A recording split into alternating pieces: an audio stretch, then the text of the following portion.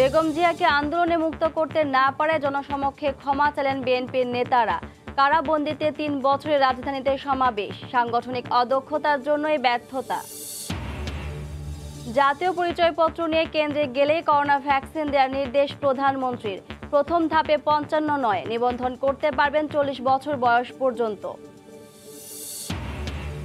পায়রা বন্দর উন্নয়নে ক্ষতিগ্রস্তদের জন্য ইউরোপীয় ধাঁচের ৩,৫০০ বাড়ি করছে সরকার। স্কুল, মাদ্রাসা, মসজিদ সহ সব সুবিধা শিগগিরই উদ্বোধন। এবং ভারী তুষারপাতের কবলে ইউরোপের বিভিন্ন দেশ, যুক্তরাজ্যে প্রয়োজন ছাড়া বের না হওয়ার নির্দেশনা। জার্মানির কয়েকটি অঙ্গরাজ্যে তুষার ঝড়ে ভেঙে পড়েছে যোগাযোগ ব্যবস্থা। দেখছিলেন শিরোনাম। প্রবাসী সময়ের সঙ্গে আছে আমি মাহমুদা মনি। বিএনপি চেয়ারপারসন বেগম জিয়াকে দীর্ঘদিনেও কারাবন্দিত থেকে মুক্ত করতে না পারায় প্রকাশ্যে ক্ষমা চাইলেন দলের শীর্ষ নেতারা। মাফ চান দলের ভারপ্রাপ্ত চেয়ারম্যানের কাছেও। আন্দোলন গড়ে তুলতে না পারার আক্ষেপ থেকে নিজেদের হতভাগা বলে হাপিত্যেশ করেন তারা। দলীয় চেয়ারপারসনের নিঃশর্ত মুক্তির দাবিতে রাজধানীতে সোমবার সমাবেশ করে দলটি।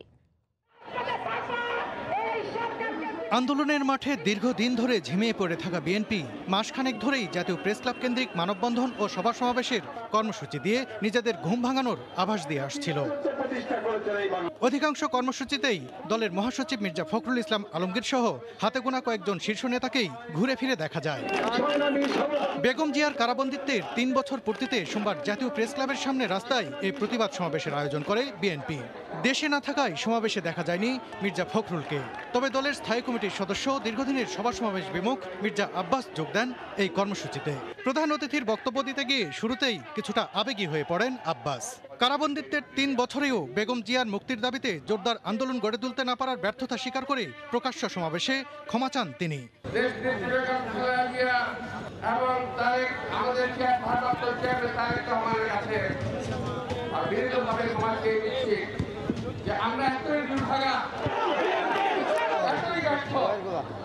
আমরা তাদেরকে মুক্ত করার কোনো ব্যবস্থা করতে পারি না।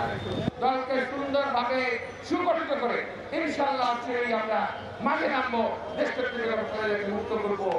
এই অবস্থায় সরকারকে চাপে ফেলতে দেশের রাস্তাঘাট দখলে নেওয়ার ডাক দেন দলের স্থায়ী কমিটির আরেক সদস্য গয়েশ্বরচন্দ্র রায়।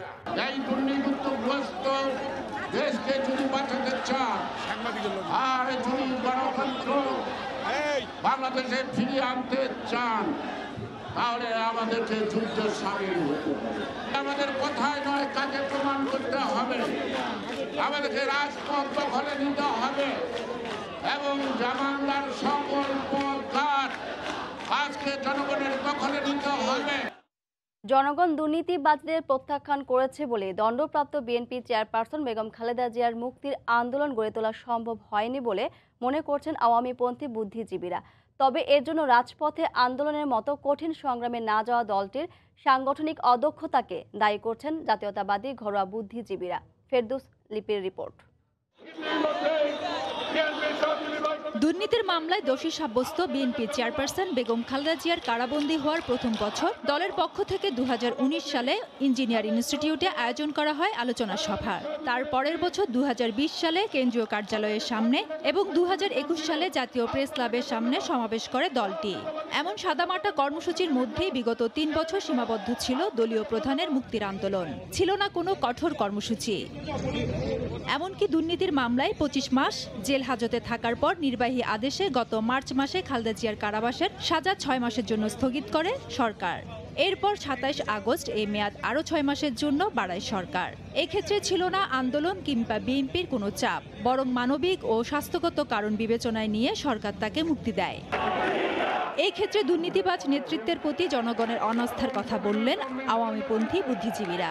জনগণ তাতে সাড়া দেয়, কারণ জনগণ দুর্নীতির দায়ে শাস্তিপ্রাপ্ত একজনের মুক্তির জন্য কেন আন্দোলনে আসবে? জনগণ বিশ্বাস করে না তাদেরকে, যে এরা যখন কিছু বলছে নিশ্চয়ই কোনো ভালো উদ্দেশ্য নেই। কেন বিএনপির রাজনীতি বিচ্ছিন্ন হয়ে পড়ল, কি কি ফ্যাক্টর তার জন্য দায়ী, সেটা মনে হয় বিএনপি নেতৃবৃন্দের ঠান্ডা মাথায় অ্যাসেসমেন্ট করা দরকার। বিরোধী দল হিসাবে সাংগঠনিক অদক্ষতার পাশাপাশি অভ্যন্তরীণ কোন্দলকে দায়ী করেন বিএনপি মতবাদের ধারকরা। আন্দোলন করতে চায় নাই বলে করতে পারে নাই, বুজরুগি করে লাভ নাই। তাদেরকে বলা হচ্ছিল আজকে থেকে আমরা রাস্তায় থাকলাম। জনগণের সম্পৃক্ততা ছাড়া, অর্থাৎ কঠোর আন্দোলন ছাড়া আমাদের দেশের রাজনৈতিক কালচারে বেগম খালেদা জিয়াকে মুক্ত করা সম্ভব নয়। তবে জনগণকে সম্পৃক্ত করা ছাড়া রাজপথের কোনো আন্দোলনই গড়ে তোলা সম্ভব নয় বলে অভিমত তাদের। ফেরদৌস লিপি, সময় সংবাদ, ঢাকা। অন্য প্রসঙ্গ, যারা জাতীয় পরিচয়পত্র নিয়ে টিকা কেন্দ্রে যাবেন তাদেরকে করোনা ভ্যাকসিন দেওয়ার নির্দেশ দিয়েছেন প্রধানমন্ত্রী শেখ হাসিনা। টিকা নেওয়ার বয়সসীমা 55 বছর থেকে কমিয়ে 40 বছর করা হয়েছে। টিকা নিলেও মাস্ক পরতে ও স্বাস্থ্যবিধি মেনে চলার আহ্বান জানান তিনি। সোমবার মন্ত্রিসভার বৈঠকের শুরুতে সূচনা বক্তব্যে সরকার প্রধান আরও জানান, নিবন্ধন প্রক্রিয়া আরও সহজ করা ও সম্প্রসারণে উদ্যোগ নেওয়া হয়েছে। সোমবার সকালে ভিডিও কনফারেন্সে অনুষ্ঠিত হয় সরকারের মন্ত্রিসভার নিয়মিত বৈঠক। সচিবালয়ে অনুষ্ঠিত এই বৈঠকে গণভবন থেকে অনলাইনে অংশ নেন প্রধানমন্ত্রী শেখ হাসিনা। বৈঠকের শুরুতেই সূচনা বক্তব্যে উঠে আসে ভ্যাকসিন প্রসঙ্গ। সরকার প্রধান বলেন, ভ্যাকসিন নিলেও মেনে চলতে হবে স্বাস্থ্যবিধি। মাস্ক ব্যবহার করা, হাত ধোয়া, এটা অব্যাহত রাখতে হবে। মানে টিকা যারা নিয়েছে তাদেরকেও এটা মনে করলে হবে না যে আমি টিকা নিচ্ছি আর কি আমি একদম সেফ বাস আর আমার কিছু করতে হবে, সেটা সাবধানে থাকতে হবে। নিবন্ধন প্রক্রিয়া আরও সম্প্রসারণের কথা জানিয়ে শেখ হাসিনা বলেন, দলীয় নেতাকর্মীরাও চাইলে টিকার জন্য আবেদন করতে পারেন। ফ্রন্টলাইনার যারা মানে অ্যাক্টিভলি কাজ করেছে এবং করে যাচ্ছে তাদেরকেই আমরা আগে বলছি, যেখানে আমাদের নেতাকর্মীরা যথেষ্ট কাজ করছে এবং তারা রেজিস্ট্রেশন করতে পারবে। এখন আর একটু ওপেন করে দেওয়া হবে। ভ্যাকসিন মেয়াদোত্তীর্ণের কথা মাথায় রেখেই সরকার এর দ্বিতীয় ডোজ সময় মতো নিশ্চিত করতে চায় বলেও জানান প্রধানমন্ত্রী। 1 মাস থেকে 1.5 মাসের মধ্যে সেকেন্ড ডোজ দিয়ে এগুলি তাড়াতাড়ি শেষ করা, কারণ আবার ভ্যাকসিন যেহেতু তার ডেট এক্সপায়ার না হয় সেটাও দেখতে হবে। পরে সচিবালয়ে মন্ত্রিসভা বৈঠকের বিস্তারিত তুলে ধরে সাংবাদিকদের ব্রিফ করেন মন্ত্রিপরিষদ সচিব। তিনি জানান, ভ্যাকসিন নেয়ার বয়সসীমা 40 বছর করার সিদ্ধান্ত হয়েছে। ফ্রন্ট লাইনারদের পরিবারের সদস্যরাও অগ্রাধিকার ভিত্তিতেই টিকা পাবেন। কেউ যদি রেজিস্ট্রেশন করতে ব্যর্থ হন, তাহলে উনি যদি এনআইডি কার্ডটা নিয়ে সেন্টারে যান, ওইখানে রেজিস্ট্রেশন করে উনি টিকা দিতে পারবেন। এই ব্যবস্থা করতে পিএম আজকে ইনস্ট্রাকশন দিয়ে দিয়েছেন। এছাড়া দিবা যত্ন কেন্দ্র থেকে কোনো শিশু হারিয়ে গেলে 10 বছর জেল ও 5 লাখ টাকা জরিমানার বিধান রেখে শিশু দিবা যত্ন আইন 2021-এর খসড়া ও ব্যাংকার বহি স্বাক্ষর আইন 2021-এর খসড়ায় সরকার চূড়ান্ত অনুমোদন দিয়েছে বলেও জানান মন্ত্রিপরিষদ সচিব। ফাইনাল অ্যাপ্রুভাল দিয়ে দেওয়া হয়েছে। দেবাশিস রায়, সময় সংবাদ, ঢাকা। গণটিকা শুরু দ্বিতীয় দিন সোমবার কেন্দ্রে কেন্দ্রে বাড়ে আগ্রহী সাধারণ মানুষের সংখ্যা। প্রথম দিনের অভিজ্ঞতা কাজে লাগিয়ে সুষ্ঠু ব্যবস্থাপনার দিকে জোর দেন স্বাস্থ্যকর্মী ও চিকিৎসকরা। দ্বিতীয় দিনে টিকা নিয়েছেন 46,500 জন। গণহারে টিকা দেওয়ার দ্বিতীয় দিনের শুরু থেকে চোখে পড়ে মানুষের আগ্রহ।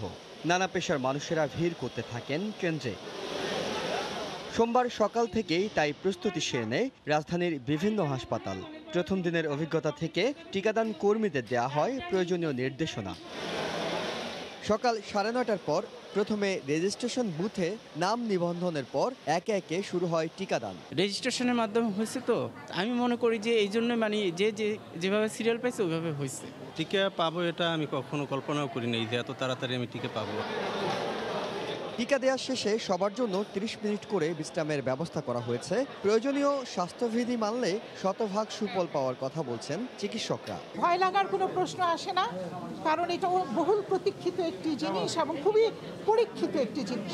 সরকারের গুরুত্বপূর্ণ ব্যক্তিরা মনে করেন সামনের দিনগুলোতে টিকার সুফল পাওয়া যাবে বিভিন্ন কাজে। আসলে এটা একটা উৎসব মুখর পরিবেশ, আমার খুব ভালো লেগেছে। আমরা যেমন এখন শনাক্তকরণ ছাড়া কোথাও চলাফেরা করতে পারছি না বা কোনো জায়গায় যেতে পারছি না, তো তেমনইভাবে এই ভ্যাকসিন সংগ্রহ যদি আমরা না নেই তাহলে আমরা এই সকল জায়গায় আমাদের সীমাবদ্ধতা তৈরি হবে। বিশ্ব দুর্যোগে শিক্ষকের ভূমিকা পালন করছেন বাংলাদেশের মাননীয় প্রধানমন্ত্রী জননেত্রী শেখ হাসিনা। টিকা নিয়ে স্বস্তির কথা জানালেন গণমাধ্যম ব্যক্তিত্বরাও।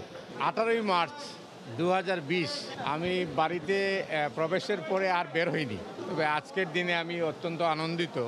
সরকারি অ্যাপ চালু না হওয়ায় টিকা কেন্দ্রগুলোতে আলাদাভাবে একদিন আগে নাম নিবন্ধন করা যাচ্ছে। বছরব্যাপী চলমান এই কার্যক্রমে দেশের সব মানুষকে টিকার আওতায় আনার পরিকল্পনা রয়েছে। ইহসান জুয়েল, সময় সংবাদ, ঢাকা। এগিয়ে চলছে পায়রা বন্দর উন্নয়নে ক্ষতিগ্রস্ত পরিবারের জন্য 3,500 বাড়ি নির্মাণ কাজ। পটুয়াখালী কলাপাড়া উপজেলার 5টি ইউনিয়নে 14টি প্যাকেজের আওতায় এসব স্থাপনা নির্মিত হচ্ছে। প্রত্যেক প্যাকেজে থাকছে আলাদা স্কুল, মাদ্রাসা, মসজিদ ও বাজার সহ প্রয়োজনীয় সুযোগ সুবিধা। ঘরগুলো নকশা করা হয়েছে ইউরোপীয় ধাঁচে। পটুয়াখালী থেকে ফিরে নিজামুদ্দিনের ছবিতে মাহমুদ রাকিবের রিপোর্ট। বাংলাদেশের তৃতীয় সমুদ্রবন্দর পায়রা পোর্ট করতে গিয়ে এই এলাকার প্রায় 6,500 একর জমি অধিগ্রহণ করতে হয়েছে সরকারকে। এর ফলে ক্ষতিগ্রস্ত মানুষগুলোর জন্য পটুয়াখালীর কলাপাড়া থানার পাশাপাশি 3টি ইউনিয়নে প্রায় 3,500 পাকা বাড়ি করে দিচ্ছে পায়রা বন্দর কর্তৃপক্ষ। অনেকটা ইউরোপের আদলে করা এসব বাড়িতে বিদ্যুৎ ও সাপ্লাই পানি সহ থাকছে সব ধরনের আধুনিক সুযোগ সুবিধা। সরজমিনে দেখা যায় একই মাপ ও রঙের সারি সারি পাকা ঘর, মাঝখানে খোলা জায়গা ও প্রশস্ত সড়ক, একপাশে বাজারের জন্য নির্ধারিত স্থান এবং আধুনিক বিশাল মসজিদ। এ হলো পটুয়াখালীর কলাপাড়া উপজেলার আন্দারমানিক নদী পাড়ের ক্ষতিগ্রস্ত গ্রামবাসীর জন্য আশ্রয়ণ প্রকল্প। সংশ্লিষ্টরা জানান, এটি সরকারের একমাত্র প্রকল্প যেখানে বাসিন্দাদের নগদ ক্ষতিপূরণের পাশাপাশি দেয়া হচ্ছে পাকা বাড়িও। ওই কুলের জায়গা জমি ভিটা বাড়ি যেখানে যা ছিল আরো 5 বছর আগে আমাকে নিয়ে গেছে। আমাদের মা বাবার কবর টবর সব হারিয়ে গেছে, সব ওই সরকারের ওই জায়গার লাগে নিয়ে গেছে। অন্য এলাকায় আমরা ঘর ভাড়া থাকতে আছি, আমরা এই ঘরের আশায় আছি। এই ঘরের আশায় আমরা রয়েছি। এখন এই ঘর পাইলি আমরা খুশি হব। প্রকল্প পরিচালক জানান, যাদের 20% বেশি জায়গা অধিগ্রহণ হয়েছে তারা 978 বর্গফুট আর এর নিচের ক্ষতিগ্রস্তরা পাবেন 885 বর্গফুট বসত ভিটা। প্রতিটা ঘরে হচ্ছে 3টা বেডরুম আছে, একটা বারান্দা আছে এবং রান্নাঘর আছে, 2টো করে ওয়াশরুম আছে। প্রতিটা ঘরের সামনে পিছনে মিলে মোট হচ্ছে এ ক্যাটাগরির জন্য 4 কাঠা এবং বি ক্যাটাগরির জন্য 3 কাঠা জমির উপরে প্রতিটা ঘর নির্মিত হচ্ছে। বাংলাদেশের অন্য যে কোনো প্রকল্পের তুলনায় অনেক উঁচু মানের কাজ এখানে হয়েছে এবং সেই নিশ্চয়তা আমরা বিধান করেছি। নৌ প্রতিমন্ত্রী জানান, চলতি বছরের মধ্যে 14টি প্যাকেজের সব ঘর প্রস্তুত হয়ে যাবে। যে জমিগুলো অধিগ্রহণ করা হয়েছে প্রত্যেকটি মানুষকেই তাদের ক্ষতিপূরণ দেওয়া হয়েছে এবং পুনর্বাসন করা হয়েছে। এটা ইতিমধ্যে সম্পন্ন হয়ে গেছে এবং অন্যান্যগুলো প্রায় 80% 90% কাজ যেটা আপনাদের সামনে উপস্থাপন করা হলো, আপনারা নিজেরাই দেখলেন যে আমাদের কাজ এগিয়ে যাচ্ছে। এই প্রকল্প বাস্তবায়নের খরচ হবে প্রায় 1046 কোটি টাকা। মাহমুদ রাকিব, সময় সংবাদ, পায়রা বন্দর, পটুয়াখালী। গোটা বিশ্বে প্রযুক্তির ব্যবহারে গতি এসেছে কর্মক্ষেত্রে, সহজ হয়েছে দৈনন্দিন জীবন ব্যবস্থা। তবে কখনো কখনো প্রযুক্তির অনিয়ন্ত্রিত ব্যবহার মানসিক স্বাস্থ্যে প্রভাব ফেলছে। এতে ক্ষতির শিকার হচ্ছে নতুন প্রজন্ম। গ্রামীণফোন টেক ট্রেন্ড 2021-এর আলোচনায় অংশ নিয়ে কথা বলেন বক্তারা। বিশ্বায়নের যুগে প্রযুক্তি ব্যবহারে কোনোভাবেই পিছিয়ে থাকা সম্ভব নয় ব্যক্তি বা কোনো দেশের। ব্যবসায়িক লেনদেন থেকে শুরু করে লেখাপড়া সব ক্ষেত্রেই এটি অপরিহার্য অনুষঙ্গ। করোনা মহামারীতে তা আরও বেশি করে স্পষ্ট হয়েছে। এই সময়ে স্থবির পৃথিবীতে একমাত্র যোগাযোগের মাধ্যম হয়ে ওঠে নেটওয়ার্কিং। ঘরে বসে অফিসের কাজ কিংবা শিক্ষায় কার্যক্রম চালিয়ে যেতে এর বিকল্প নেই। এমন অবস্থায় আগামীতে বিশ্বে প্রযুক্তি ব্যবহারের প্রবণতা নিয়ে টেক ট্রেন্ড 2021-এর আয়োজন করে গ্রামীণফোন। এতে প্রতিষ্ঠানটির সিইও বলেন, বিশ্বের অন্যান্য দেশের মতো এক্ষেত্রে বাংলাদেশও এগিয়েছে। কাজের পরিবেশ সহজ করতে বাড়াতে হবে এর পরিধি। আমরা চাই প্রযুক্তি ব্যবহারের মাধ্যমে মানুষ বিভিন্ন জায়গা থেকে সহজেই যেন কাজ করতে পারে। নির্দিষ্ট জায়গা, নির্দিষ্ট সময়ের ফ্রেমে বেঁধে কাজ নয়। কেউ পর্দার সামনে, কেউ পেছনে থেকেও স্বাচ্ছন্দ্যে যেন কাজ করতে পারে, সবার জন্য সেই ব্যবস্থা বা সুযোগ তৈরি করতে হবে। তার সাথেও আমি কানেক্টেড হয়ে I am gaining energy. So human কানেকশনের কিন্তু কোনো অল্টারনেটিভ আসলে নাই, because there is an emotional part. So nowadays people are talking about emotional intelligence. তবে প্রযুক্তির অনিয়ন্ত্রিত ব্যবহারের কারণে বিশ্বে মানসিক স্বাস্থ্যহানি ঘটছে বলে মনে করেন বিশেষজ্ঞরা। আর বিটিআরসি চেয়ারম্যান মনে করেন, বর্তমান প্রজন্মের ওপর নেতিবাচক প্রভাব পড়ছে। This is serious problem now. I do feel like এটা আমাদের আজকের প্রজন্মকে কোথায় নিয়ে যাচ্ছে? We can't control this unexpected content in the digital devices. প্রযুক্তির বিরূপ প্রভাব থেকে শিশুদের সুরক্ষায় বাড়তি নজর দেওয়ার তাগিদ দেন তারা। কাজল আব্দুল্লাহ, সময় সংবাদ, ঢাকা। পোশাক রপ্তানির আড়ালে প্রায় 200 কোটি টাকা পাচারের অভিযোগ আল মুসলিম গ্রুপ ও তার সহযোগী প্রতিষ্ঠানের বিরুদ্ধে। দুদক তার অনুসন্ধান শুরুর প্রতিবেদন প্রকাশ করার সময় সংবাদসহ বিভিন্ন গণমাধ্যমকে হুমকি দিচ্ছে প্রতিষ্ঠানটি। আইনি ব্যবস্থার হুঁশিয়ারি দেওয়া হলেও প্রমাণ হিসেবে দেখানো হচ্ছে ভুল নথি। দুদক আইনজীবী বলছেন, নথিতে ভুল উপস্থাপন ও ব্যাখ্যা ফৌজদারি অপরাধ। গত 31 জানুয়ারি সময় সংবাদে আল মুসলিম গ্রুপের বিরুদ্ধে দুদকের অনুসন্ধান শুরু, পোশাক রপ্তানির 175 কোটি টাকাই দেশে আসেনি শীর্ষক প্রতিবেদন প্রচার ও প্রকাশ করা হয়, যেখানে দুদক কমিশনার অনুসন্ধান ও তদন্ত শুরুর কারণ উল্লেখ করে উদ্বেগ ও ব্যবস্থা নেওয়ার কথা জানান। দুদকের এই অনুসন্ধান ও তদন্ত শুরুর তথ্য মিথ্যা উল্লেখ করে বিবৃতি দেয় মুসলিম গ্রুপ। প্রতিবাদ লিপিতে সময় সংবাদের মূল হেডলাইন পরিবর্তন করে ভুল হেডলাইনে উদ্ধৃতি দেওয়া হয়। একইভাবে বিভিন্ন গণমাধ্যমেও আইনি ব্যবস্থা নেওয়ার হুমকি দিয়ে চিঠি পাঠায় গ্রুপের সহযোগী প্রতিষ্ঠান AKM নিটওয়্যার। তবে সংযুক্তিতে তারা দুদকের অভিযোগ নিষ্পত্তির যে কাগজটি দেন তা খতিয়ে দেখা যায় স্মারক নম্বরের পার্থক্য। স্মারক খুঁজে জানা যায় যেটিকে গ্রুপের অর্থ পাচারের অভিযোগ নিষ্পত্তি বলছেন সেটি মূলত মুসলিম গ্রুপের ব্যবস্থাপনা পরিচালক মোহাম্মদ আব্দুল্লাহর নামে শত শত কোটি টাকার ব্যাংক অর্থ আত্মসাতের অভিযোগ নিষ্পত্তিপত্র। বরং চলতি বছরের 10 জানুয়ারি এই গ্রুপের ও তাদের 6 সহযোগী প্রতিষ্ঠানের বিরুদ্ধে অর্থ পাচারের অভিযোগ তদন্ত শুরু করে দুর্নীতি দমন কমিশন। তারই অংশ হিসেবে 19 জানুয়ারি NBR ও বিভিন্ন ব্যাংক সহ আর্থিক প্রতিষ্ঠানের চিঠিতে AKM নিটওয়্যারের 2015-16, 16-17 অর্থ বছরের নিরীক্ষা, NBR এর 29টি ঝুঁকিপূর্ণ বন্ডেড প্রতিষ্ঠানের মূল্যায়ন কপি, কাস্টমস বন্ড কমিশনারের অডিট, 63টি পোশাক শিল্পের রাজস্ব ফাঁকির তথ্য ও রপ্তানির দলিলপত্র চাওয়া হয়। সরকারি ডকুমেন্ট যেমন দুদকের একটা document, it's a public document, এটাকে যদি ভুলভাবিত উপস্থাপিত করে যে করবে বা যারা করবে, এটা একটা ফৌজদারি অপরাধ। কাজে এটাকে খুব সিরিয়াসলি নেওয়া উচিত। এক নথি আরেক অভিযোগের নিষ্পত্তি পত্র হিসেবে উপস্থাপনের কারণ জানতে চাইলে মুসলিম গ্রুপের কাউকেই পাওয়া যায়নি। সেলিয়া সুলতানা, সময় সংবাদ, ঢাকা। সেবার নামে নিজেদের ইচ্ছে মতো ভাড়া আদায় করছে বেসরকারি অ্যাম্বুলেন্স। এতে ভোগান্তিতে পড়ছেন রোগী ও তার স্বজনরা। অ্যাম্বুলেন্স মালিকরা বলছেন, ভাড়ার কোনো নীতিমালা না থাকায় নিজেদের ইচ্ছে মতো চলছেন তারা। স্বাস্থ্য অধিদপ্তর বলছে, নিয়ন্ত্রণ করা কঠিন, তবে নীতিমালার আওতায় আনার পরিকল্পনা আছে তাদের। অসুস্থ রহিমা বেগমকে রাজধানীর কল্যাণপুর থেকে ঢাকা মেডিকেল কলেজ হাসপাতালে নিয়ে আসেন স্বজনরা। কল্যাণপুর থেকে ঢাকা মেডিকেল পর্যন্ত বেসরকারি এই প্রতিষ্ঠানের অ্যাম্বুলেন্স চালক ভাড়া চান 2000 টাকা। অনেক দাম দরের পর 5-6 কিলোমিটার পথের ভাড়া ঠিক হয় 1600 টাকায়। কল্যাণপুর থেকে ঢাকা মেডিকেলে আসছি 1600 টাকা দিয়ে। বেশি হলে কি করা, কিছু করার নেই, আসতে হবে। কেউ কেউ আদায় করেন এর চেয়েও বেশি। শীতাতপ নিয়ন্ত্রণ ও অক্সিজেন সুবিধা থাকার উপর অ্যাম্বুলেন্সের মান নির্ধারণ হলেও যে কোনো অ্যাম্বুলেন্স 1 কিলোমিটার পথের জন্য আদায় করছে সর্বনিম্ন 1.5 থেকে 2000 টাকা। ঢাকার বাইরে গেলে এই ভাড়া হয়ে যায় লাগামহীন। অ্যাম্বুলেন্সের ভাড়া হলে আমরা 7000 টাকা মিটিয়েছিলাম, তখন এখানে নিয়ে আসলো কইলে আরো 2000 টাকা বেশি দেওয়া লাগবে, তখন 9000 টাকা দিয়েছি। অ্যাম্বুলেন্স ভাড়াটা খুব বেশি, মানুষের থেকে গোলা কাটার মতো ভাড়া নেওয়া হয়। 1000 টাকার ভাড়া ওনারা চায় 3000 টাকা। অ্যাম্বুলেন্স চালকরাও জানেন না কিসের উপর ভিত্তি করে ভাড়া নির্ধারণ করছেন তারা। ভাড়ার চার্ট নেই, যার কারণ আপনার আমরা এখন যার থেকে যেভাবে পারি কম হলেও আমাদের যেতে হয়। যে যেমনে পারে অমনি ভাড়া করে যায়, চার্টের কোনো সিস্টেম নেই। অ্যাম্বুলেন্স মালিক সমিতি বলছে, ভাড়ার কোনো নীতিমালা না থাকায় নিজেদের ইচ্ছা মতো চলেন তারা। সরকারি এবং বেসরকারি যারা আছে, অ্যাম্বুলেন্সের যারা নেতৃত্ব দেয়, যারা নেতৃবৃন্দ আছে, এদেরকে এক টেবিলে বসে একটা ভাড়া নির্ধারণ করলে সবচাইতে ভালো হতো, সুন্দর হতো। বিভিন্নভাবে ভাড়া কেউ নিতে পারতো না। অ্যাম্বুলেন্স মালিকদের নিয়ন্ত্রণ করা কঠিন জানিয়ে স্বাস্থ্য অধিদপ্তর বলছে, নীতিমালা তৈরির কথা ভাবা হচ্ছে। আসলে নীতিমালা থাকা উচিত ছিল, কিন্তু এখনো নেই। দেখি আমরা ভবিষ্যতে কিছু করতে পারি কিনা, কারণ এটা আসলে করা উচিত। চেষ্টা করবো যে কিছু করা যায় কিনা, কারণ এটা আসলে বেসরকারি একটা এদেরকে নিয়ন্ত্রণ করা আমাদের জন্য আসলে খুব চাপ। শুধু রাজধানীতেই 2500 বেসরকারি অ্যাম্বুলেন্স রয়েছে। নাজমুস সালিহি, সময় সংবাদ, ঢাকা।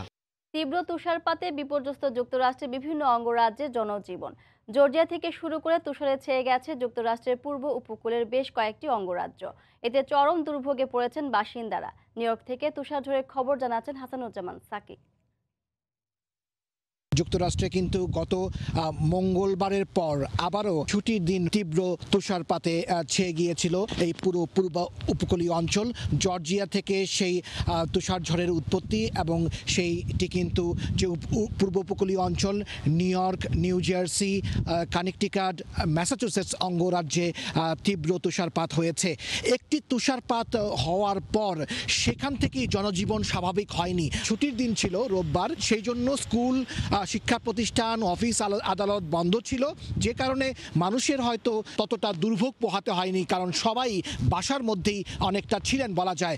কিন্তু এই যে বাসাবাড়ির সামনে যে তুষার জমেছে 1 থেকে 2 ফুট পর্যন্ত তুষারপাত, সেই তুষারপাতের ফলে আবারও রাস্তাঘাট পিচ্ছিল হয়ে পড়েছে। জেএফকে আন্তর্জাতিক বিমানবন্দর থেকে আন্তর্জাতিক ফ্লাইট এবং লাগোর্ডিয়া এয়ারপোর্ট থেকে যে ডোমেস্টিক অর্থাৎ যে বিভিন্ন স্টেটে অঙ্গরাজ্যে যে বিমান চলাচল হয়, সেই বিমান চলাচল কিন্তু কয়েকশো বিমান চলাচল কিন্তু বন্ধ হয়ে যায়। সোমবার পর্যন্ত টানা 4-5 দিন একটানা তুষারপাত হবে সেই রকম একটি পূর্বাভাস দেওয়া হয়েছে, যে কারণে যুক্তরাষ্ট্রের মানুষজন এবং বাংলাদেশি যারা নিউ ইয়র্কে এবং পূর্ব উপকূলীয় অঞ্চলে যারা বসবাস করেন, তারা আগামী যে সপ্তাহ, সেই সপ্তাহটি কিভাবে তুষারপাতে মোকাবেলা করবেন, টানা 4-5 দিনের তুষারপাত মোকাবেলা করবেন, তারই প্রস্তুতি তারা এখন ঘরে ঘরে নিচ্ছেন।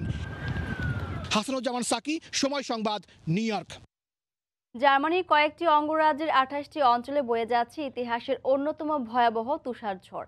আর্কটিক পোলার এরিয়া থেকে আসা তুষারঝড়ে দেশটির যাতায়াত ব্যবস্থা ভেঙে পড়েছে, স্থবির হয়ে পড়েছে যানবাহন ও বিমান চলাচল। তুষারঝড়ে এ পর্যন্ত একজনের মৃত্যুর খবর পাওয়া গেলেও আহত হয়েছেন বেশ কয়েকজন। জার্মানির বার্লিন থেকে বয়ে যাওয়া তুষারঝড়ে বিস্তারিত জানাচ্ছেন সহকর্মী বিটু বড়ুয়া।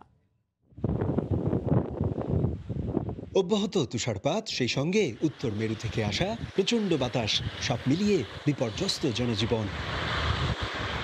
তুষার ঝড়ের কারণে বন্ধ করে দেওয়া হয়েছে বার্লিন থেকে উত্তর ও মধ্য জার্মানি এবং নেদারল্যান্ডসের সঙ্গে ট্রেন চলাচল। দেশটির আবহাওয়া অধিদপ্তরের তথ্য মতে এই ঝড় বয়ে নিয়ে আসবে 20 থেকে 40 সেন্টিমিটার পর্যন্ত তুষার। তাপমাত্রা নেমে যেতে পারে -18 থেকে 19 ডিগ্রি সেলসিয়াসে। এই অবস্থায় সাধারণ মানুষকে নিরাপদ আশ্রয়ে থাকার পরামর্শ দেশটির আবহাওয়া অধিদপ্তরের। যারা প্রবাসে বসবাস করছে তাদেরকে একটা কথাই বলবো যে কোনো প্রয়োজনীয় দরকার ছাড়া কেউ যেন বাসা থেকে বের না হয়। সব মাধ্যম থেকেই আমরা ভয়াবহ এই তুষারঝড়ের কথা জানতে পেরেছি। সেই সঙ্গে সাপ্তাহিক ছুটি হয় সবাইকে ঘরে থাকার পরামর্শ দেওয়া হলেও বিশেষ প্রয়োজন থাকায় বাইরে বের হলাম। এমন তুষারপাত বার্লিনে খুবই কমই দেখেছি, সব জায়গার অবস্থাই খারাপ। দেশটির আইন শৃঙ্খলা ও দমকল বাহিনী জানায় প্রচণ্ড তুষার ঝড়ের কারণে এ পর্যন্ত 2.5 শতাধিক গাড়ি দুর্ঘটনার কবলে পড়েছেন। চলমান পরিস্থিতিতে যে কোনো ধরনের দুর্ঘটনা এড়াতে সড়কে গাড়ি না চালানো সহ নিরাপদ আশ্রয়ে থাকার পরামর্শ দেশটির দুর্যোগ ব্যবস্থাপনা সংস্থার। শনিবার থেকে জার্মানির 28টি অঞ্চল জুড়ে শুরু হওয়া এই তুষার ঝড় থামবে আগামী সোমবারেই, কিন্তু ঠান্ডা থাকবে আগামী পুরো সপ্তাহ জুড়ে। অর্থাৎ তাপমাত্রা নেমে আসতে পারে কমপক্ষে -18 ডিগ্রি পর্যন্ত। ঠিক এই সময়টাতে শীতকালীন সকল রকমের রোগ থেকে বাঁচতে সব ধরনের আগাম প্রস্তুতি সম্পন্ন করার পরামর্শ জার্মান সাধারণ চিকিৎসকদের। জার্মানির বার্লিন থেকে বিটু বড়ুয়া, সময় সংবাদ। ইউরোপের অন্যান্য দেশের মতো লন্ডন সহ ব্রিটেনের দক্ষিণ পূর্বাঞ্চলের কয়েকটি শহরে ব্যাপক তুষারপাত হচ্ছে। বিপর্যস্ত হয়ে পড়েছে যোগাযোগ ব্যবস্থা, দুর্ভোগে পড়েছেন স্থানীয়রা। এ নিয়ে বিস্তারিত জানাতে লন্ডন থেকে সরাসরি যোগ দিচ্ছেন সহকর্মী শোয়েব কবির।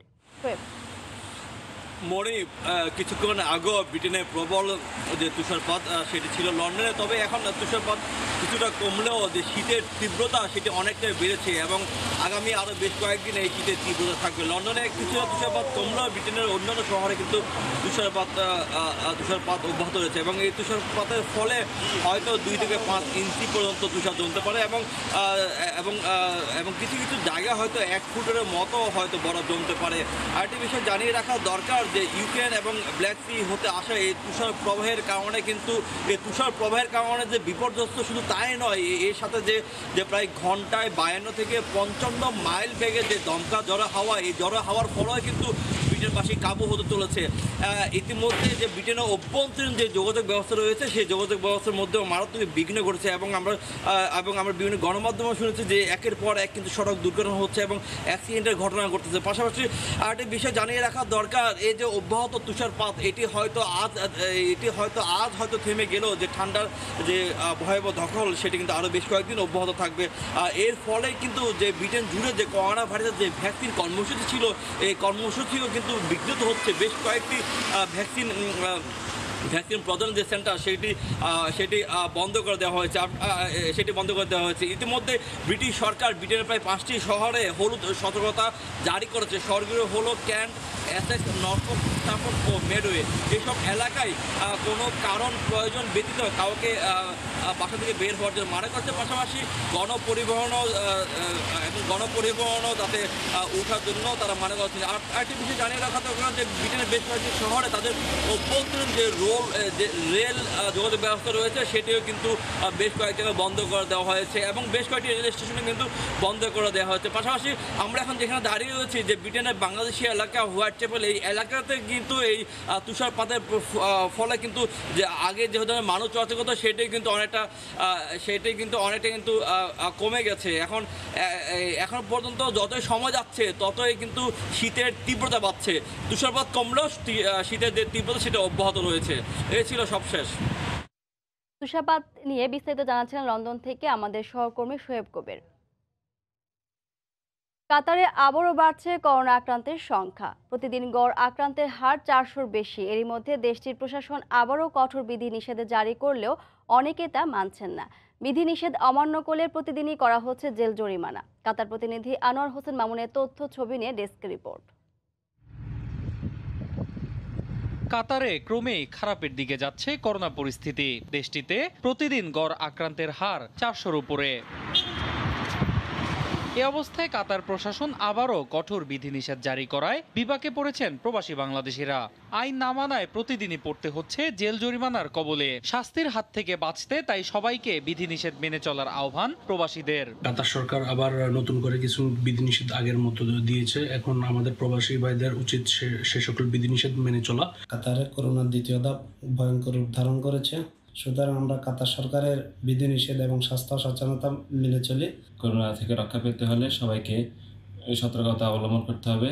কাতারে বর্তমানে করোনায় চিকিৎসাধীন রোগীর সংখ্যা 7,000-এর বেশি, আর দেশটিতে এ পর্যন্ত মারা গেছেন 2 শতাধিক। তবে এর মধ্যেই কাতার জুড়ে গণহারে চলছে করোনার টিকাদান কর্মসূচি। সময় সংবাদ, কাতার। সফলতার সঙ্গে করোনা মোকাবেলা করে চললেও মানসিকভাবে ভালো নেই অস্ট্রেলিয়া প্রবাসী বাংলাদেশিরা। বিশেষ করে আন্তর্জাতিক শিক্ষার্থীরা পার করছেন কঠিন সময়। পরিস্থিতি বেগতিক হওয়ায় অনেকে এখন পড়াশোনা শেষ করে দেশে ফিরে আসতে উদ্গ্রীব। গেল বছর মার্চ থেকে অস্ট্রেলিয়ার আন্তর্জাতিক স্বাভাবিক বর্ডার বন্ধ আছে। এ কারণে গত বছরের মার্চের পর থেকে অস্ট্রেলিয়াতে অন্তত কোনো শিক্ষার্থী নতুন করে আসতে পারেনি, তেমনি ভ্রমণ পিপাসু মানুষও অস্ট্রেলিয়াতে ঢুকতে পারেনি। এরই কারণে এবং করোনার প্রেক্ষিতে অস্ট্রেলিয়ার অর্থনীতির যে স্বাভাবিক চাকা সেটি কিন্তু খুবই মন্থর গতিতে চলছে। আন্তর্জাতিক শিক্ষার্থীরা যারা অস্ট্রেলিয়াতে পড়াশোনা করতে আসে তাদের প্রায় সবারই স্বপ্ন থাকে যে অস্ট্রেলিয়ায় এসে খণ্ডকালীন চাকরি করে তার নিজের খরচ এবং তার টিউশন ফি তোলার চেষ্টা করা। কিন্তু গত বছর থেকে অস্ট্রেলিয়ার শিক্ষার্থীদের সেই সুযোগটি হয়নি। বেশিরভাগ শিক্ষার্থী সময় কাটাচ্ছে ঘরে বসে। অর্থনৈতিক চাকা এই মুহূর্তে অচল থাকায় পৃথিবীর বিভিন্ন দেশ থেকে প্রবাসীরা না আসায় অস্ট্রেলিয়ায় যে ছোট ছোট জব সেক্টরগুলো তৈরি হতো সেটি কিন্তু এই মুহূর্তে বন্ধ আছে অথবা খুবই মন্থর গতিতে চলছে। শিক্ষার্থীরা অনেকটাই অর্থনৈতিক মন্দার মধ্যে দিয়ে যাচ্ছে। পৃথিবীর অনেক দেশের চেয়ে সফলভাবে করোনা মোকাবেলা করে ফেললেও অস্ট্রেলিয়া প্রবাসী বাংলাদেশিরা খুব বেশি ভালো নেই। বিশেষ করে অস্ট্রেলিয়ায় পড়তে আসা নতুন যে বাংলাদেশি শিক্ষার্থীরা তারা কিন্তু মানসিকভাবে এই মুহূর্তে আছে বিপর্যস্ত। নতুন সেমিস্টারগুলোতে বাংলাদেশ থেকে খুব বেশি শিক্ষার্থী যে অস্ট্রেলিয়াতে পড়াশোনা করতে আসবে না কিংবা অস্ট্রেলিয়াতে ভিসার জন্য অ্যাপ্লাই করবে না সেটি এই মুহূর্তে নিশ্চিত করে বলাই যায়। এস.এম. আমিনুল রুবেল, সময় সংবাদ, অস্ট্রেলিয়া। করোনাকালীন আয়ারল্যান্ডে বেড়েছে মোমবাতির ব্যবহার। প্রচলিত ধারণা আছে ঘরকে নানা ধরনের জীবাণুর হাত থেকে রক্ষা করে মোমবাতি। শরীরকে সুস্থ রাখার পাশাপাশি মানসিক প্রশান্তিতেও মোমবাতির জুড়ি নেই। সেজুলের রিপোর্টে বিস্তারিত। একসময় কেবল সাদা লম্বা মোমবাতির ব্যবহার চোখে পড়লেও কালের বিবর্তনে লেবু, আপেল, কমলা, ল্যাভেন্ডার থেকে শুরু করে নানা গন্ধের মোমবাতির পসরা এখন শপিং মলগুলোতে। মোমবাতির নানা গুণের কথা শোনা যায়। প্রচলিত ধারণা আছে লেবুর ঘ্রাণযুক্ত মোমবাতি সহায়তা করে উদ্বেগ আর হতাশা মুক্তিতে। তবে আয়ারল্যান্ডে করোনার সময় ঘরকে অন্যান্য জীবনের হাত থেকে রক্ষা করতে ও মানসিক শক্তি যোগাতে হঠাৎ করেই বেড়েছে মোমবাতির বিক্রি। অন্যান্য সময়ের চেয়ে করোনাকালীন নিজেদের সুরক্ষিত রাখতে তাই ঘরে ঘরে বেড়েছে এর ব্যবহার। বিশেষ করে মনের প্রশান্তি দূর করা থেকে বিভিন্ন ধরনের জীবাণুর হাত থেকে রক্ষা করে মোমবাতি। এই বিষয়টা হয়তো অনেকেই জানেন না, কিন্তু এটা জানা জরুরি। এই করোনার মাঝে ঘরকে অন্য জীবাণুর হাত থেকে মুক্ত রাখতে ঘরে মোমবাতি জ্বালানো জরুরি। মোমবাতি শুধু গৃহসজ্জার জিনিসই নয়, এর রয়েছে অনেক গুণাগুণ।